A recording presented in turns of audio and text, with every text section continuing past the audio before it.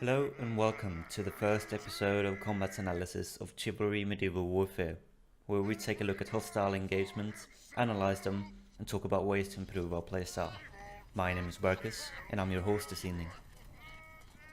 The game that I'm about to show you was played on a 24-player UK server on the 2nd of July. The map, as you can see, is Stonesill and I joined the Mason Order.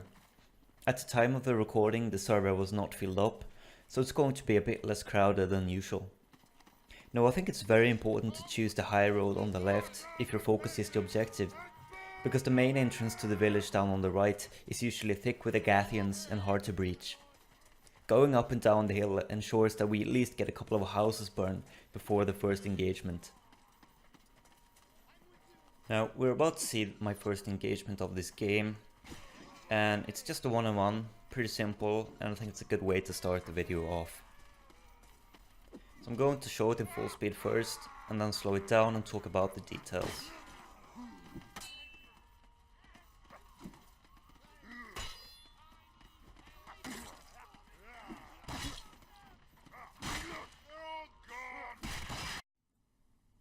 So, once I'm rid of the torch, I start moving towards him. And my go-to tactic for especially new players is to run in, bait out and attack, like so, and start backpedaling when they swing. And then I turn around and get a free hit in, while they are in recovery. Now this guy does manage to parry my second attack in the combo. But since he does not start another attack, I can move forward and throw out mine. Now I do miss here, but it's still fine because he parried, which means I can continue my combo. Now he starts swinging, and I backpedal, and when I see that he's out of reach of me, I go in for a stab. And then I do a fake backlean attack, which I turn into a drag. It's a very dirty play, but it works well. And then the next attack I feint, and the one after that is the killing blow. So, then I go back to killing some peasants.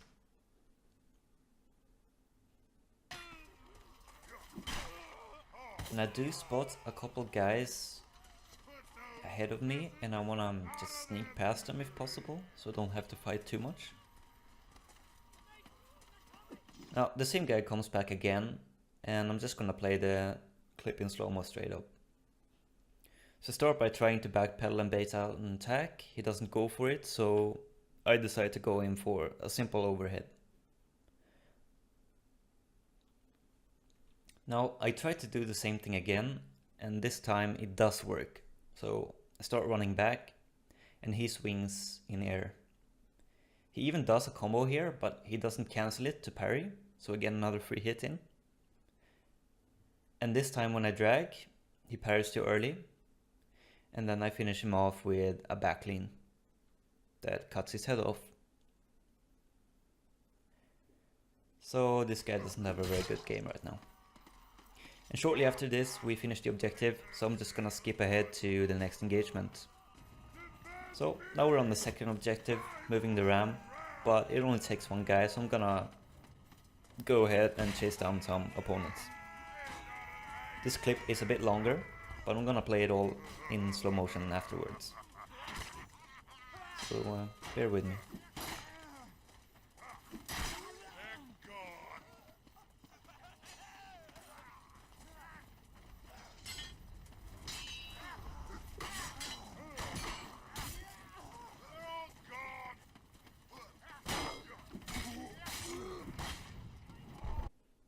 Alright, so when you're chasing an opponent like this, you have to be ready for an attack to come out at any second. They're gonna turn around and try to surprise you. Which is what he does here. And I parry, but he hits the ground. So I don't get a riposte out or anything, but he does lose some stamina. So it's pretty good for me. And he is pretty locked in here between me and the archer. He's quite panicky. Now I do mess up and fail my parry, but on the second attack it's successful, and since he's under a lot of pressure he just panic parries and I get a free hit in. And I just cancel my attack here to be sure that I am in range. He doesn't even look my way, so it's pretty easy to just finish him off. Now here you'll notice that I come to a stop because I'm anticipating the Vanguard charge. But he stops moving, so now I can safely move forward and engage him without having to worry about losing my stamina. And I do have some friends here helping me out. I see the riposte coming, which I parry. And then I wait on purpose for his panic parry. Now he does get a riposte off from the man-at-arms. And I'm lucky that I don't get hit by it. I still would have hit him with my attack, but I would have taken a bit more damage. And I want to avoid that when I can. Now the last guy is using a shield, and that does not work very well against several opponents, so he just straight up dies. Don't use shield, guys, it's really bad. So the only thing at this point to worry about is the catapult.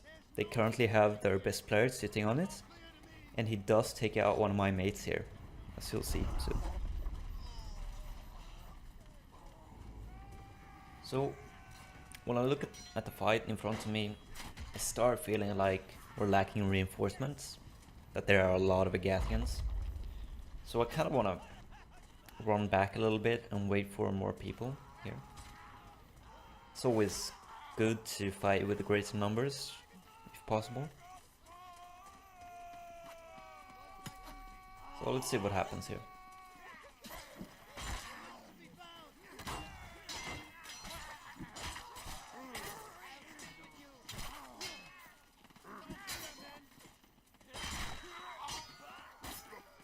And I die. So what did go wrong here exactly? So let's take a careful look at this fight again and freeze right here. Now, as you can see, I have two opponents right in front of me, and then there's a third one hiding behind the fence and the pillar on the right, which is the one that actually killed me in the end. And it's very important in all these fights to always keep your opponents in your field of view. And this is what I failed at in this fight, because I went in on the middle target, the Vanguard, and got caught in there like a rat in a trap. What I should have done instead is go strafe out to the left here, go on the knight, who's actually really low on HP, might die from just one hit, maybe do a drag or a feint or a back lean. And then when I would turn around to the Vanguards, I would have both of them in vision, and I would see what they were doing, and I would be able to parry their attacks. So definitely a big problem with my positioning in this fight. Just running into the middle and getting penetrated from all directions. Very big mistake here.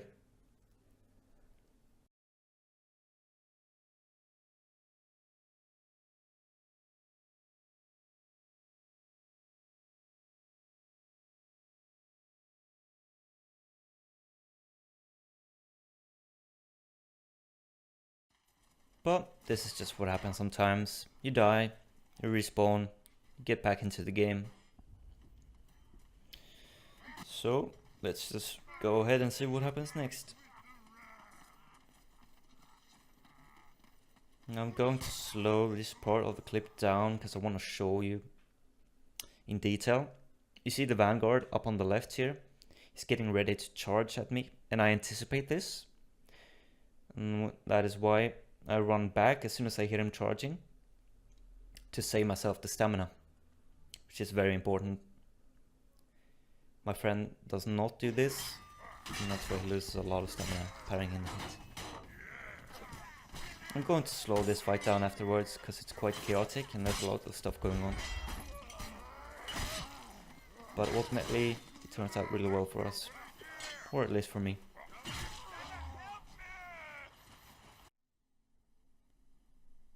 So we'll start off by looking at the Vanguard here, just helping out my friend.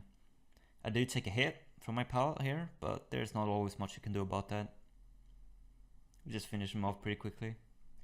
And I start making my approach towards the Knights and the Vanguard on the right. I'm expecting a pretty easy fight here, but then something interesting happens, because this blue vanguard comes into the picture. And I start by doing a slash, but then I cancel this attack, expecting to have to parry the blue vanguard's attack. But then he doesn't reach me, and instead he tries to parry my slash, which I cancel. So what I could have done is strike him right after, while he's open. But as you'll see here, I just stand still for a second, and then I go for a target switch on the right guy, which isn't all that bad either. I tried to do a backlane here, trying to hit them both, but I get flinched. And then I parry the next attack in the combo. And at this point I do a feint, which he falls for. So I get a free hit. And then I run after him. He's not even looking at me at this point, so killing him is really easy. And that's pretty much the end of the fight, because the vanguard in front of me has no stamina left. So I knock him into burnout with just one attack. So he goes down.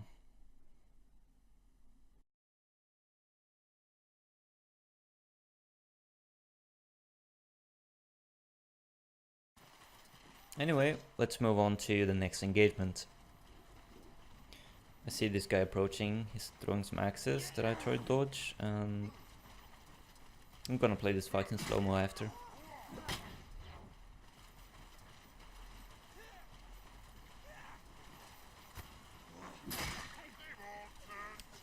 So, at this point, I'm anticipating the vanguard charge, so as soon as I see him and hear him do it, I go backwards, jump and do a safety parry, just in case it hits me. Now his stamina is fairly depleted already by missing the charge. So here I do a feint to get a free hit. And he counters me by doing a kick, which is pretty common. But I'm gonna keep the pressure up, so I chase him here. And I know that he's gonna turn at some point. And when he does, I run backwards, so he misses. And then he actually does a combo, which also hits the air. So he loses a lot of stamina here. And I just go in, feint, and finish him off. Now, you may think that I won that fight only by feinting, but in reality, he had lost so much stamina by missing the vanguard charge and by missing the combo in the middle, that if I had just hit him normally and he parried, he would have gone into burnout state with just maybe one or two attacks. So he was outplayed in several ways in this fight. I'm just gonna continue in slow motion here, even though it's a new fight. So I start by dodging his charge, and then I go in with a slash, which he parries. And then here he drags his stab and I parry really early, so it hits me. But then I anticipate the backlane and parry that. And then here is where he makes the biggest mistake. It's because I parried his previous attack, it is my turn to attack. And since he didn't go out of range of me, I can flinch him when he tries to attack again. So he takes that hit, and then he turns around and just panic parries for no reason. So finish him off pretty quickly here. And then I stab the air. Now, shortly after this, I do end up dying, but I didn't think that part was very interesting to watch, so I'm just gonna skip ahead to the next fight. This is after I respawn. Now, I think that this fight is a pretty good example of what messing up intervals between strikes looks like. You see here, I start by doing a casual overhead. He goes for a riposte. And then here I do a drag, which is messing up the interval between the attacks. And I continue this by leaning in on the next hit, which makes it come a little bit faster. Then I stab and do a feint, but I don't think he sees that. Either way, he falls for my next drag. And then I lean in sort of on the stab.